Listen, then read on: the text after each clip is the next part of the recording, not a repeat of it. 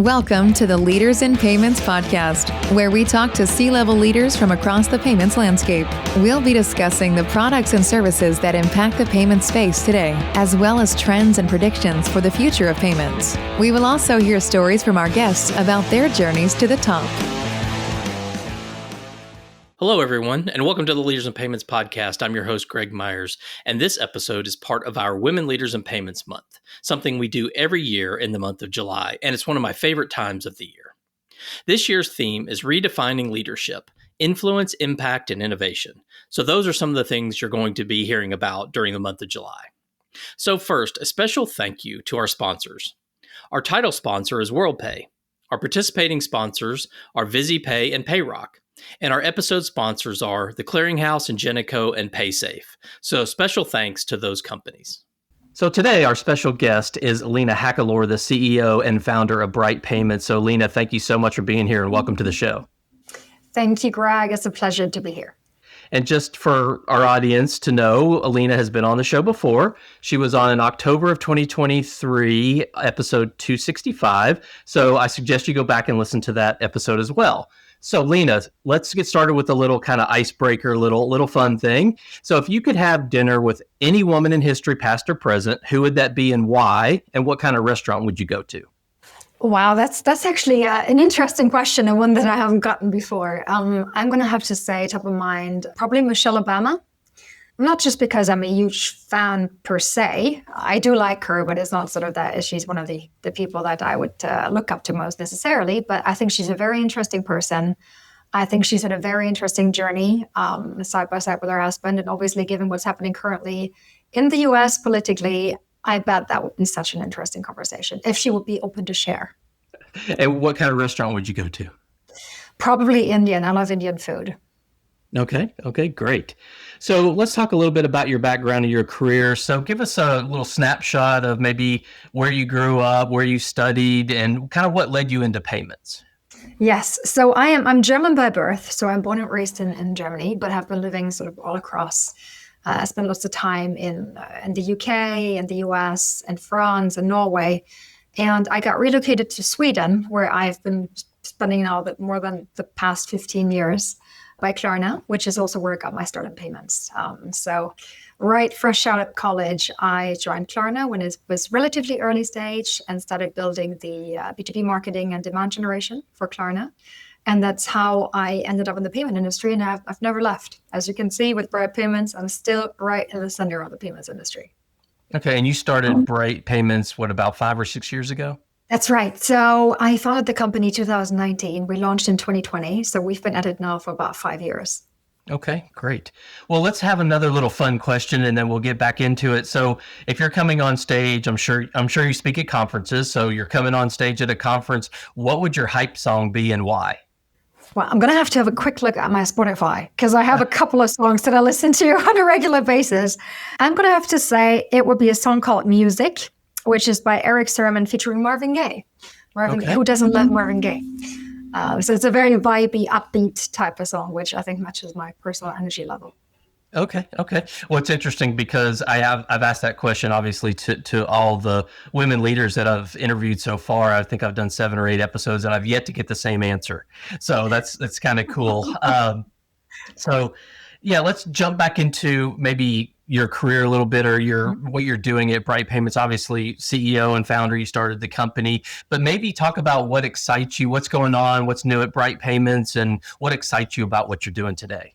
So generally speaking, I started Brite because I felt that there was a massive opportunity in Europe to shift the focus of the payments industry away from card processing over to instant account-to-account payments.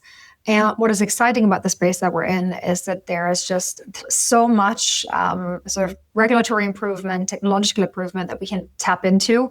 A great example is the instant payment regulation that has come into force in Europe just recently, where we can actually transfer funds within just 10 seconds across the Eurozone. And that is, of course, a massive catalyst for the category that we're in at Brite.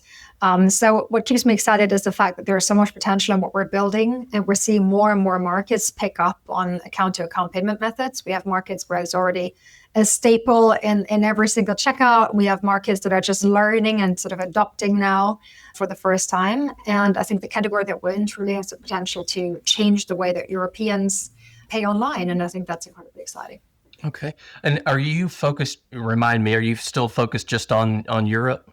For the time being, yes, absolutely. Europe is, a very diverse payments market, very fragmented market, in all fairness. Every single market has different payment preferences. So we are now covering 27 markets in Europe. So we're getting there, we're filling the gaps in the coverage. And while A2A per se, or account-to-account payments, are not necessarily a European-only phenomenon, and there is a lot of potential in other markets, for example, such as Brazil, where we have PIX. We have India with United Payments Interface, for example. There's many other continents that already have a strong adoption in account-to-account. For the time being, we focus on Europe, for sure. Okay. Well, let's talk a little bit about leadership and maybe some lessons learned there. So if you don't mind, how would you define modern leadership, and how do you embody that every day? So having worked in different tech companies across Europe for the past, 15 years or so, or 10 years before I started my own company, I've seen various different leadership styles. I think that most people would agree that a lot of tech businesses especially tend to have a culture that's very much focused on performance, which can sometimes come at the expense of the atmosphere and sort of the overall collaboration amongst employees. It doesn't have to do that, obviously, but it can. And so I think good leadership is to lead a business that has high ambitions with people that want to go the extra mile, but they do that, or as a leader, you enable them to do that in what is a very healthy and collaborative working environment, which means that as a leader, you should be placing high demands on your team, but you should also be supportive, respectful, and provide a fun, friendly atmosphere where people like to spend their time, because ultimately, building a large tech business requires a lot of time and effort and dedication, not just from the founders and from the C-suite, but also from every single person working in the business. And sort of enabling that, perhaps, is, I would argue, the most important task of leaders. Okay. I know, at least in the US, maybe not recently, but in the past, sort of the command and control, right? So pushing everything down from the top was a leadership style. I don't think it's as prevalent as it used to be. So kind of curious your thoughts, like in Europe, is that still around? Has that gone away? Or kind of what are your thoughts on that? Interesting. So the US famously is certainly an example for that. Interestingly enough, we are based in Sweden. Sweden's, I would say, on the other end of the spectrum, where everything is very consensus driven and everything is very democratic. And while that is, generally speaking, certainly a beautiful concept, it also means that sometimes it sort of leads to decisions being taken at a very slow pace, because you need to get everybody sort of aligned. So I would say the answer is in the middle. I think that's sort of for me personally, I would say sometimes there are certain decisions that just need to be taken by the management team and also sort of give a certain level of guidance, whilst others, of course, require more sort of feedback from different teams internally. So I think a good balance for me is probably the recipe for success. Right. Okay. So during your career, have you had one of those like defining moments where you really step back and when you look at it like, oh, wow, that was like really an important decision or moment in time? I call them the like aha moments. So have you had any of those in your career? Can you talk a little bit about that? Absolutely. I think there's probably quite many, but top of mind, I would say I worked for Klarna for 7 years, which was a fantastic time. It was such a high growth business, and you could really witness that the business being built around you while we were there. And that was not just an incredible experience at the time, but in hindsight, I felt really, really useful, because when I then left Klarna and I first became the CPO and later the CEO of a stock listed business here in Stockholm, I could see how different things were in that type of environment. I really had this moment where I felt like, wow, companies can be so different. The pace can be so different, even though both were tech businesses. And for me, I think that was a decisive moment that eventually led to me starting my own business, that I felt like, okay, but clearly there's a certain pace that suits me personally. There's a certain ambition level. There's a certain type of product that I really love and burn for. And it was only then, after I got out of Klarna and viewed that business and my time there with the distance, or from a distance, that I realized, okay, I really want to be in exactly this spot. And that's ultimately why I started my own business. So I think that's one of the aha moments, certainly in my career for me. Okay. So what is something that female leaders bring to the table that you think the payments industry needs more of? That's a good question, because I'm not so sure that there are attributes that are like uniquely female or uniquely male. If we look at FinTech, which is the space that we're in, this would have been a space that has been very male dominated traditionally. Not because I think anyone intentionally designed it that way, but just because, of course, but large part of tech businesses are engineers, and engineers, we see that sort of a larger share of the candidates leaving school are actually male. And so traditionally, you would have had fewer females in FinTech, and that's changing. And I think what they're bringing to the table is a different perspective. Therefore, just because they're relatively newer to FinTech, if that makes sense. Mm-hmm. And that means that they often have a more diverse career background, is what we see in our female applicants, that they've done other businesses in the past, especially at a little sort of different level of seniority. And that can bring quite fresh impetus to the business and different perspectives. So reason being not that they're female, but just sort of that since there have been fewer women in FinTech, they've done other things in the past more often, and therefore bring sort of experience from other businesses or industries, which I think is actually, now that we have such a thing as a FinTech industry, which frankly wasn't the case 10 or 15 years ago because the term wasn't around, right? Can be quite rewarding, I would say. Okay. Well, let's talk a little bit about innovation and influence. So as you well know, and you've talked about the industry, payments, FinTech is fast changing, ever changing. So how do you stay innovative as a leader? That's a good question. I think it's important to hit a balance between following what the market is doing, what competitors are doing, and then staying true to your own path. Because you can spend endless amounts of time trying to analyze what other sort of market participants are building or launching. And it's very easy to get sidetracked. So definitely keeping an ear on the ground is important, but I think it's also really important to sort of stay true to the mission. Otherwise, you have a leadership problem. If we're going back to leadership, if you're changing course all the time and dragging the teams in different directions, I think that can become problematic. But so basically looking at, of course, how the market is evolving, but also speaking to customers, I think is a really, really important aspect of innovation, really truly addressing pain points that customers have, listening to those. It's so easy to get caught up in what you think are shiny new features and not solve the basic pain points of customers. So I think probably those are the two key components. So for me, definitely keeping an eye or an ear on the ground and an eye on the market, but more importantly, perhaps engage in conversations with customers. Okay. Well, what's one trend or key change that's going on in the industry right now that you're really keeping up with? That's I can give you one that I haven't been keeping up with, and that is stablecoins. I was at Money 2020 just a few weeks ago, and I felt like this was a topic everybody raised. And I haven't spent a terrible amount of time on it. So that is one thing that I feel like right now in payments is becoming a really, really, really hot topic. Other than that, for us specifically, it is most definitely, I think, changes in sort of European instant payments. Absolutely. That's something that I spend sort of almost every day looking at one way or another, just because it is such a big catalyst for our payment method and for the category that we're in. Okay. So just curious for clarification on that, does like the US, we have RTP and we have FedNow, does Europe have similar kind of capabilities like that make instant payments work there?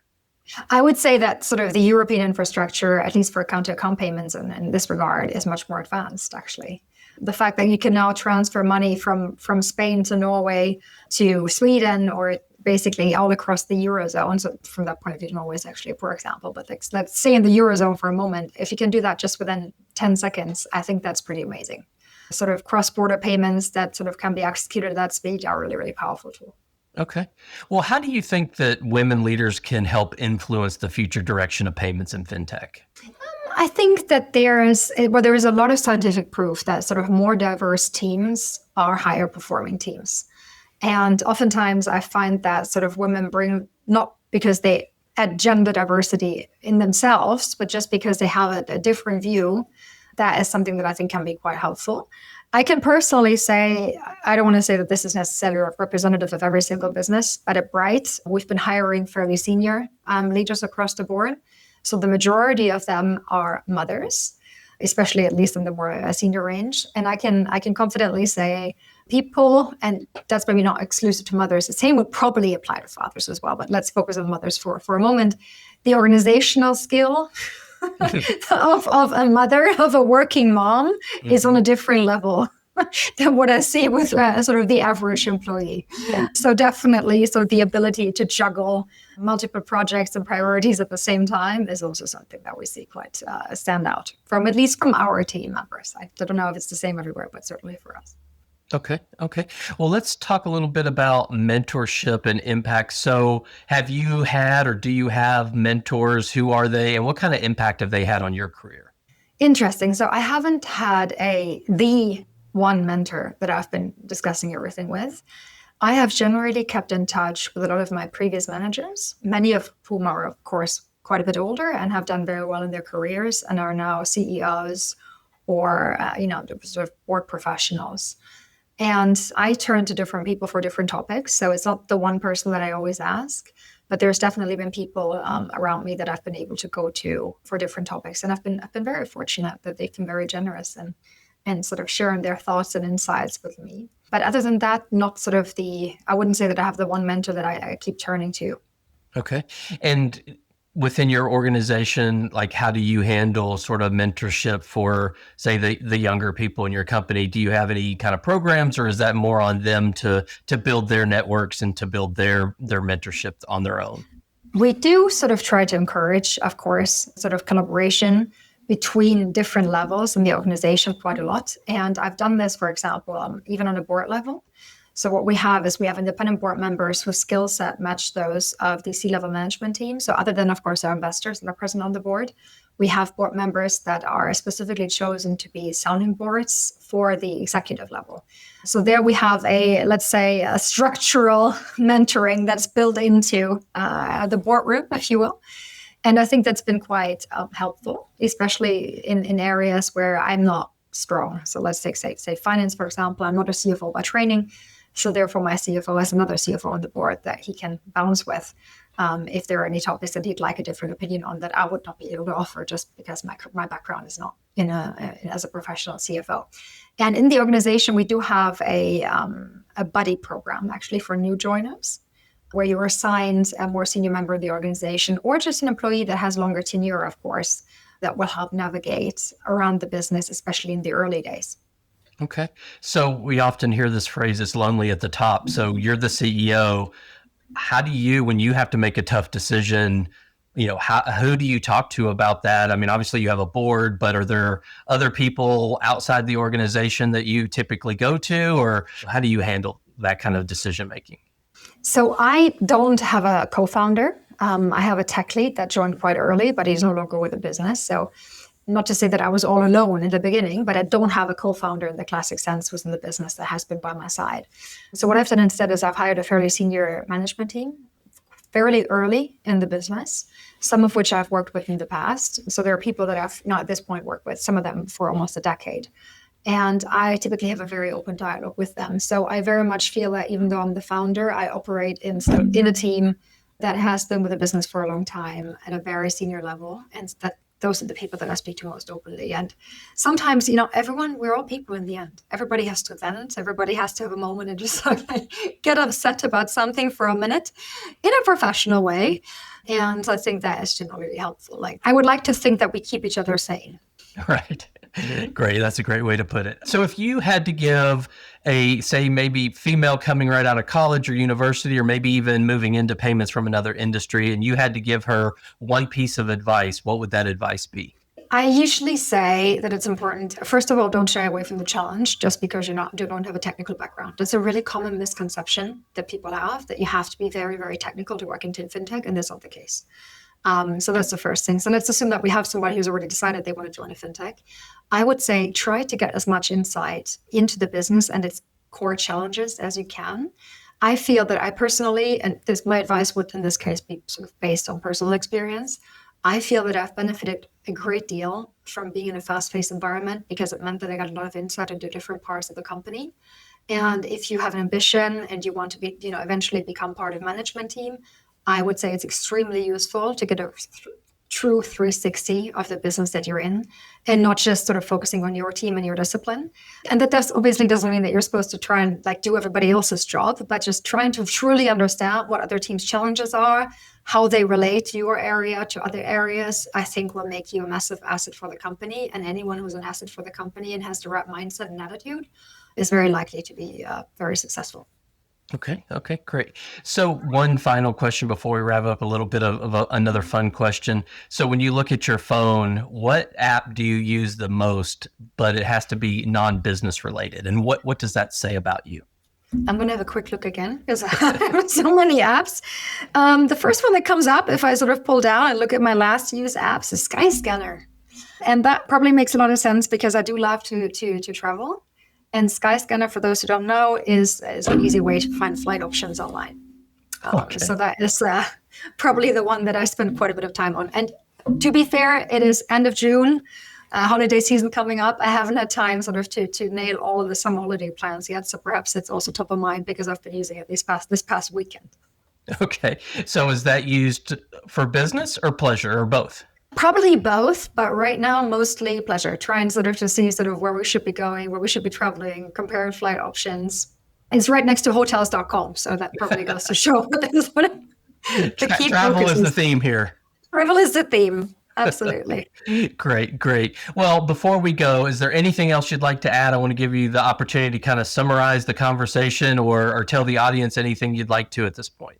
No, this has been, you've asked very, very fun questions, which is great. And of course, I always love to be able to talk about my business, but also get the opportunity to talk a little bit about female leadership is great. We're hiring at Brite, and I always welcome the opportunity to get new people into the business from other countries and obviously more women. Yes, please. Absolutely.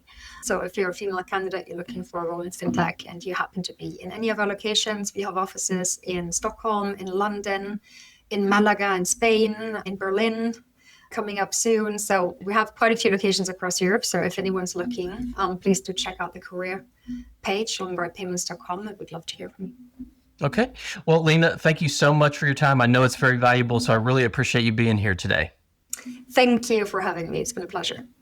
And to all your listeners out there, I thank you for your time as well. And until the next story.